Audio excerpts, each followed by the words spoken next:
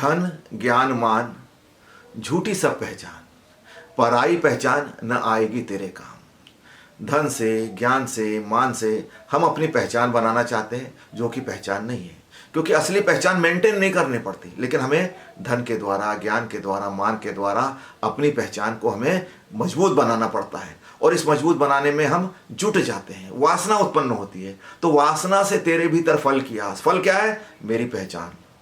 कभी न होती तृप्त कितना भी कर प्रयास। ये कभी भी तृप्त होती नहीं, हर किसी का इसको अनुभव है। और क्यों नहीं होती तृप्त?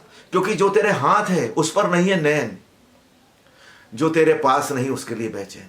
जो हमारे हाथ में है वो हमें दिखता ही नहीं है, जो मिला है उस पर हम तृप्त होते ही नहीं है।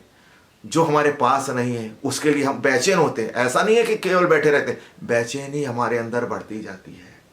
और फिर ये बेचैनी जैसी बढ़ती है, हम क्या करते हैं? अगर नहीं मिलता तो आरोप और निंदा बनाते तुझे अंधा, झूठ और झगड़ा करते तुझे लंगड़ा। अनर्गल आरोप लगाना शुरू कर देते हैं हम किसी पर भी, किसी को भी जिम्मेदार ठहराना शुरू कर दे अपनी असफलता का, अपने निर्धनता का, अपनी ज्ञानहीनता का, अपनी दुर्बलता का हम दूसरों को बताते हैं जिम्मेदार। निंदा करते हैं, अनर्गल निंदा। आप देखना निंदा में क्या होता है, एक से दूसरा जोड़ मानते जाता है, आपको पता ही नहीं लगता कि आप क्या कर रहे हैं।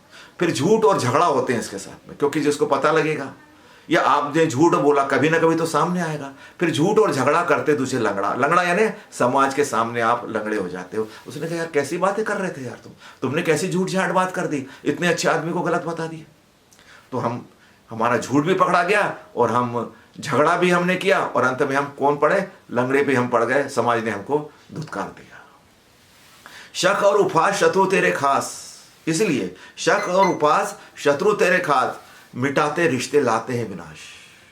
फिर एक नई बीमारी हमारे अंदर पैदा हो जाती है, शक और उपहास की। अब हम जब लंगड़े हो जाते हैं, जब हम को समाज धुतकारने लगता है, तो हम हर किसी पर शक करने लगते हैं और हर किसी का उपहास उड़ाने लगते हैं। हम ऐसे लोगों को खोजने लगते हैं जिनका उपहास उड़ाया जाए। तो फिर क्या होता है? लोग बाग आपके पास आना कम कर देते हैं।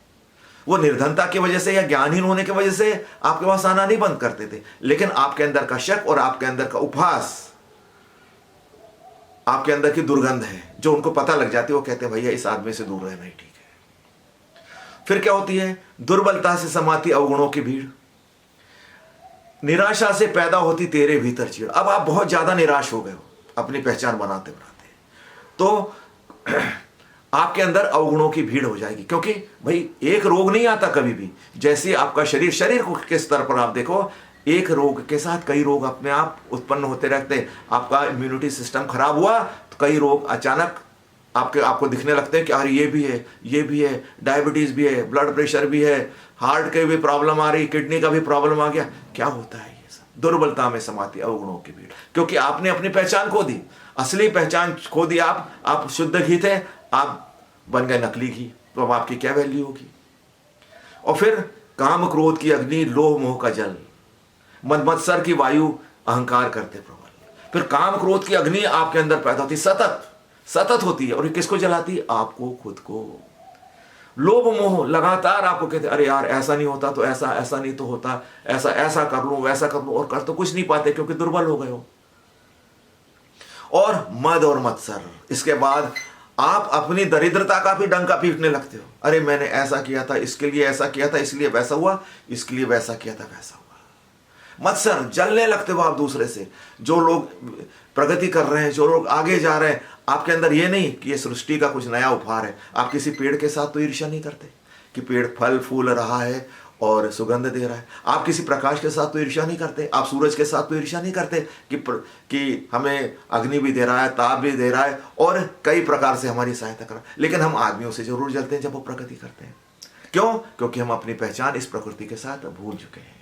इसलिए फिर क्या होता है? यहीं की वस्तुएं यहीं बांटकर कहलाता दानी, दान देकर जिक्र चाहता मानव महाज्ञानी। अब आप ये चीज बहुत अच्छे से जानते हो, यहीं की चीजें यहीं बांट रहे हैं हम लोग, कहीं से बाहर से आकर नहीं दे रहे। बस हमारे पास ज्यादा हो गया, हमने दी के। पर इसके पीछे मंशा क्या है? हुई मेरी गलत पहचान, मैं दानी हूं नहीं, मेरे पास है अपराध, लेकिन मैं दानी कहलाना चाहता हूं। तो या तो मैं खींचूंगा या फिर मैं दूंगा, या खींच के मैं दूंगा।